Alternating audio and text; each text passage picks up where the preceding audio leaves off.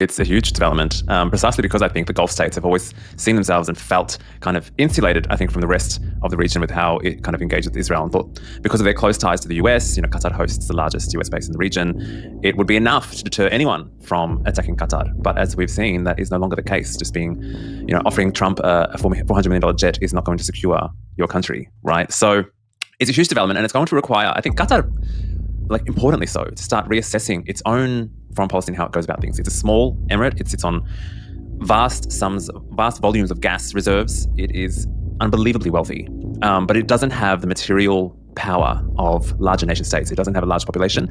It doesn't have a large military. And so it's always going to be a small player, regardless of the wealth it has. And as a result, it's got to play geopolitics, cleverly. And I think Qataris convinced themselves that they had been doing that, right? So, we've got the American base here, that's going to protect us. We have good ties to the Iranians. We have good ties to everyone. We talk to everyone. We talk to Hamas. We talk to the Israelis. We get along with the Turks really well. We like everyone. And so I don't think that's working for them anymore. More broadly speaking, for the GCC and the Gulf states, they also need to kind of have a bit of a wake up in terms of what they think Israel is. We spoke yesterday from a Lebanese perspective, how we think, I think that, some pockets of Lebanon just don't grasp what Israel is, right? And the extent it will go to assert its dominance, to assert its hegemony.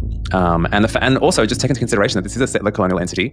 It's a fascist entity that views all Arabs as human animals. It has no respect, whether you're a Palestinian in Gaza, whether you're a Lebanese in South Lebanon, or whether you're a Qatari in Doha. They have no respect for you as a human being. This notion that you can deal with Israel as a rational entity, it just needs to be discarded in the thinking of Arab leaders, because you can't. They're not rational thinkers.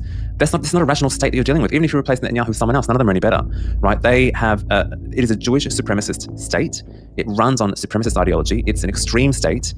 And if we come to terms with that, and if Qatari foreign policy thinkers sit now in Doha and are like, okay, maybe we've got to start dealing with Israel the way Israel actually is, an extremist, fascist, Jewish supremacist, bent on expansionism in the region, bent on hegemony at all costs, then we might reassess how we view this state and also consider it as a significant threat to our own interests. It is shocking, especially because of exactly what you just said. It's like, have you not been watching the last 2 years? I mean, fine, the last 50 some odd, 75 years, but just the last 2 years alone, you see what these people are capable of in Gaza. You see how batshit insane they are, literally. Like these Messianic Zionists who have this greater Israel agenda.